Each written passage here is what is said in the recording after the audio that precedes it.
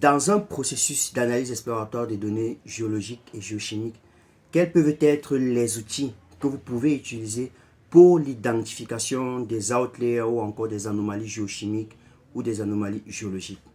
C'est ce que nous allons essayer de voir aujourd'hui ensemble. Je vais essayer de vous lister quelques-unes des méthodes. Elles sont assez exhaustives, mais on va détailler petit à petit. Donc on va prendre, premièrement, nous allons commencer par la toute première méthode que je vais vous présenter ici.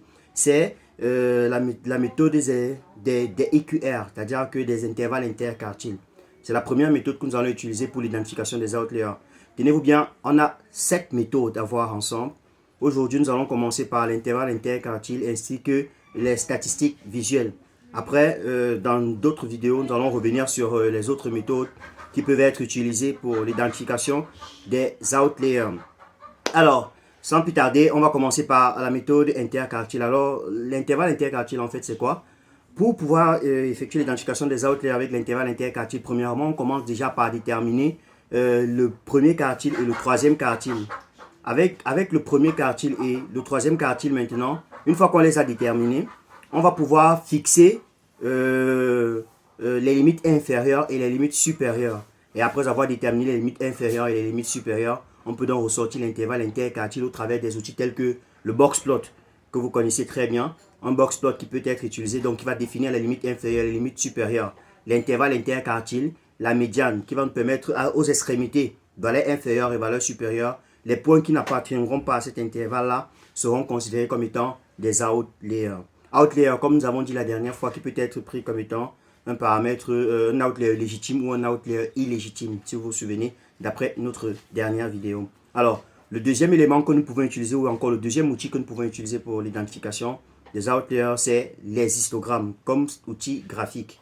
Les histogrammes, pourquoi est-ce qu'on peut utiliser un histogramme? L'histogramme peut être utilisé dans la mesure où, lorsqu'on représente la courbe de densité d'un histogramme, les éléments qui ont des queues, c'est-à-dire la queue qui est une queue longue, que ce soit du côté inférieur ou du côté supérieur, une queue longue traduit généralement un outlier. Donc, en identifiant donc la queue lourde du côté supérieur ou du côté inférieur de l'épicentre de notre histogramme, on peut entre autres identifier un outlier. Histogramme et les courbes de densité qui peuvent nous permettre entre autres d'identifier si vous avez des outliers dans votre jeu de données. Alors, il y a plusieurs autres méthodes, par exemple les Z-score, il y a la fractale, il y a les méthodes multivariées, par exemple même avec une ACP. Je vais entrer en détail sur ces autres méthodes-là dans une prochaine vidéo. J'espère que vous avez apprécié le contenu de cette vidéo-ci.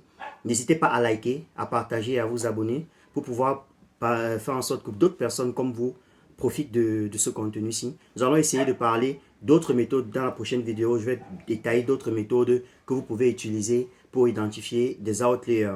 Mais n'oubliez pas, peu importe la méthode qui est utilisée pour identifier un outlier, ne supprimez pas un outlier sans pour autant vous assurer de la légitimité ou de l'illégitimité de cet outlier. C'était l'ingénieur Gap Ambani. On se retrouve dans une prochaine vidéo.